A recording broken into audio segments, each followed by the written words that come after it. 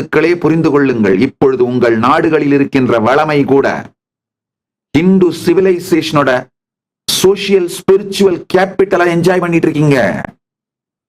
Hindu சிவிலைசேஷனோட social spiritual capital என்ன சொல்ல வரேன்னா, நம்முடைய இந்து சிவிலைசேஷன் நமக்குள்ள கத்து கொடுத்த கருத்துக்கள், அதனால் விளைந்த மாறல், அதனால் விளைந்த சமூக கட்டமைப்பு நாட்டுக்கு பெரும் சுமைகள் இல்லாமல் காக்கின்றன. உதாரணத்துக்கு இந்த முதியவர்களை பார்த்துக் கொள்வது, பெற்றோர்களை பார்த்துக் கொள்வது, வேக வேகமா மேலை நாட்டோட சமூகத்தை, அந்த வெஸ்டர்ன் சிவிலைசேஷனை கண்மூடித்தனமாக பின்தொடர்வதனால் ஏற்பட்டிருக்கிற கொஞ்சம் முதியோர் இல்லங்களை தவிர இன்னமும் இந்தியாவில் பெரும்பான்மையான இந்துக்கள், பெரும்பான்மையானவர்கள், இந்தியாவில் மட்டுமல்ல உலகம் முழுக்க பெரும்பான்மையான இந்துக்கள் தங்களுடைய முன்னோர்களை, மூத்தவர்களை, முதியவர்களை, பெற்றோர்களை தங்களுடனேயே வைத்து பார்த்துக் கொள்வதனால் வயதானவர்களின் அவர்களை பார்த்துக் கொள்ள வேண்டிய சுமை ஸ்டேட் மேல, கவர்மெண்ட் மேல இல்லாமல் போகின்றது. இன்னமும் தங்கள் குழந்தைகளை தங்கள் சம்பாத்தியத்தின் மூலம் படிக்க வைக்கின்ற ஒரே சிவிலைசேஷன் இந்து சிவிலைசேஷன் தான். வேற எந்த சிவிலைசேஷன்லயும் அந்த பழக்கம் இல்லை. அது மட்டும் இல்ல, நம்ம சிவிலைசேஷன்ல பெரியவங்க என்னுடைய தலைமுறைக்கு நான் சேர்த்து வச்சுட்டேன்பா அப்படின்னு நினைச்சுதான் அவங்க முதுமையை வாழ்வாங்க. ஆனா வெஸ்டர்ன் சிவிலைசேஷன்ல என் லாஸ்ட் செக் பவுன்ஸ் ஆகணும் அப்படிதான் வாழ்வாங்க. அவங்க லைஃப் ஸ்டைலே இப்படித்தான். நம்ம முன்னோர்கள் பாத்தீங்கன்னா, நம்ம பெரியவங்க பல கோடி சொத்து வீடு இருக்கும், ஆனா இன்னமும் டூ வீலர்ல போயிட்டு இருப்பாங்க, இல்ல வாடகைக்கு டாக்ஸி எடுத்துட்டு போவாங்க, சொந்த கார் கூட வச்சுக்க மாட்டாங்க. இதெல்லாம் நம்ம சிவிலைசேஷனோட சோசியல், கல்ச்சுரல், ஸ்பிரிச்சுவல் கேபிட்டல். இந்த மாதிரி பல விஷயங்கள், என்னால் ஆயிரக்கணக்கான விஷயங்களை அடுக்க முடியும். இவைகளை எல்லாம் நாம் வேறறுத்து கொண்டிருக்கின்றோம். யுஎஸ் பாப்புலேஷன் 347 மில்லியன், அதுல பிரிசன்ல இருக்கிறது 1.8 மில்லியன். 0.52% பிரிசன்ல இருக்காங்க, இன்கார்சரேட்டட்.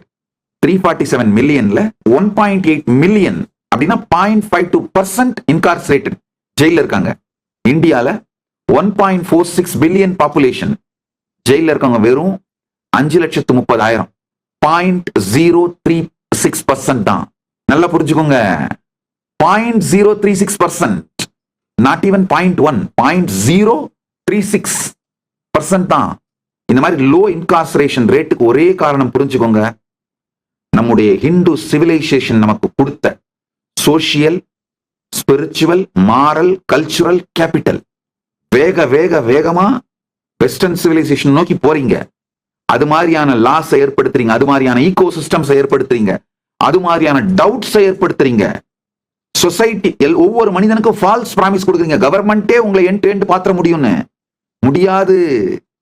குடும்பம் வேணும், லார்ஜ் ஜாயிண்ட் ஃபேமிலிஸ் வேணும், டைட் நிட் ஃபேமிலிஸ் வேணும், அதோட இணைந்து வாழ்வதுதான் சுதந்திரம். ஆனா இப்ப என்ன நினைக்கிறோம், குடும்பத்தை வெட்டுவதை, எல்லோரையும் எடுத்தெறிவதை, சமூகத்தை அழிப்பதை, அதை தான் சுதந்திரம்னு கிளைம் பண்ணி டீச் பண்றோம். இப்ப எங்க போறீங்க? இதே மாதிரி இந்தியாலையும் 0.52% பாப்புலேஷனை இன்கார்சரேட் பண்ணணும்னா கவர்மெண்ட்டுக்கு என்ன எக்ஸ்பென்ஸ் ஆகும் தெரியுமா? இது கவர்மெண்ட் மேல எவ்வளவு பெரிய லோடு தெரியுமா?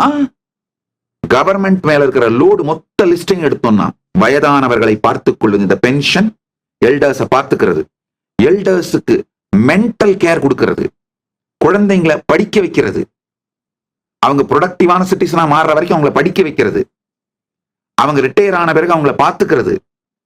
இது மாதிரி ஒவ்வொரு துறையை எடுத்தோம்னாலும் இந்துக்கள் அந்த நாட்டோட கவர்மெண்ட் மேல போடுற லோடு மிக மிக மிக குறைவு. லோயஸ்ட் லோடு, மினிமம் லோடோட இருக்காங்க. காரணம், நம்முடைய சிவிலைசேஷனுடைய சோசியல், கல்ச்சுரல், எக்கனாமிக்கல் கேபிட்டல். இது எதுவுமே புரியாம இந்து மதத்தோட எக்கனாமிக் இம்பாக்ட், சோசியல் இம்பாக்ட், இந்து மதத்தோட ஸ்பிரிச்சுவல் சயின்ஸும் கல்ச்சரும் ஒரு நாட்டுக்கு எந்த அளவுக்கு மிகப்பெரிய நன்மையாகவும் பலமாகவும் இருக்கிறது என்று தெரியாமல், தெரிந்து கொள்ள விரும்பாமல், புரிந்தும் அதை பற்றி கவலை இல்லாமல் கொடுமையான வேகத்தோடு நம்முடைய சனாதன இந்து தர்மத்தோட சிவிலைசேஷனை அந்த வாழ்க்கை முறையை வேறறுத்தே தீர்வோம் என்று வெறித்தனம் கொண்டு இயங்கிக் கொண்டிருக்கும் தீய சக்திகளே, அவைகளின் பின்னால் சென்று கொண்டிருக்கும் மூடஹிந்துக்களே, புரிந்து கொள்ளுங்கள். நீங்களும் 0.52% பாப்புலேஷனை இன்கார்சரேட் பண்ற அந்த ஸ்ட்ரக்சரை தான் நோக்கி ஓடிட்டு இருக்கீங்க. பள்ளிகள் எல்லாம் இடித்து சிறையாக்கிக் கொள்ளுங்கள். பள்ளிகளில் பகவத்கீதையை மறுப்பதாலே அவைகளை சிறையாக்கி சிறையிலே நிரப்பி சிறையிலே பகவத்கீதை படித்துக் கொள்ள அனுமதித்து இப்படிதான் நடந்துட்டு இருக்கு. இதை நோக்கிதான் ஓடிட்டு இருக்கீங்க. புரிந்து கொள்ளுங்கள்.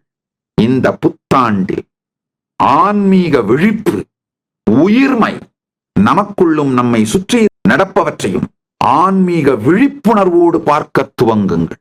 2026 உங்களுடைய ஆன்ம விழிப்பிற்காக, உயிரை உயிர்ப்பிப்பதற்காக, உங்களுடைய தனிப்பட்ட ஆன்ம விழிப்புக்காக, உங்கள் உயர்வுக்காக செலவிடுங்கள். இந்த 2026 உங்களுக்குன்னு எடுத்து வச்சிருங்க. போதும். யார் யாருக்காகவெல்லாமோ உழைச்சது, ஓடுனது, அலைஞ்சது, அழிஞ்சது போதும். இந்த 2026 உங்களுக்கு உங்கள் உடல் நலத்தை மேம்படுத்துவது, உங்க உடலை பற்றி நீங்கள் வைத்திருக்கும் கருத்தை சரியானதாக, முழுமையானதாக ஆக்குங்கள்.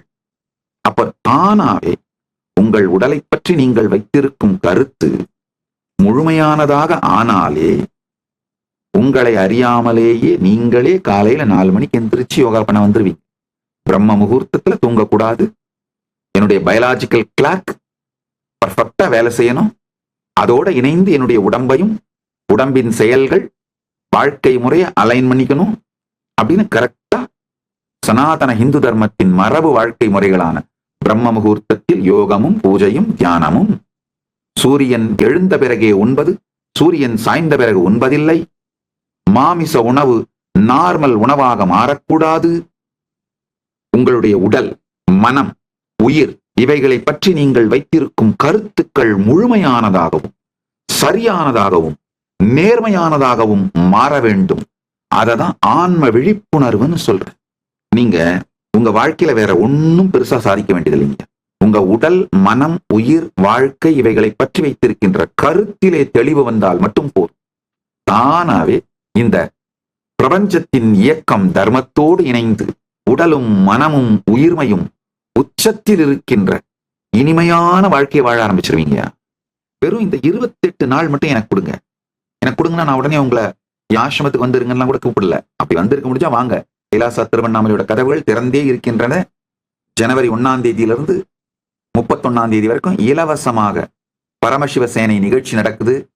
உணவு, தங்குமிடம், வகுப்புகள் அனைத்தும் இலவசமாக கொடுத்து வகுப்பு கொடுக்குறேன். அது 5 லட்சம் ரூபாய் பெருமானுடைய ப்ரோக்ராம் இலவசமா கொடுக்குறேன். அது ஒரு பக்கம்.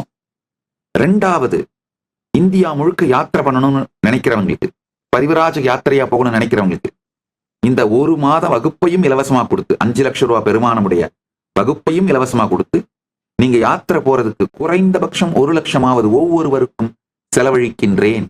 கைலாசா திருவண்ணாமலையில் நடைபெறும் பரமசிவ சேனா பயிற்சி முகாமில் இணையுங்கள்.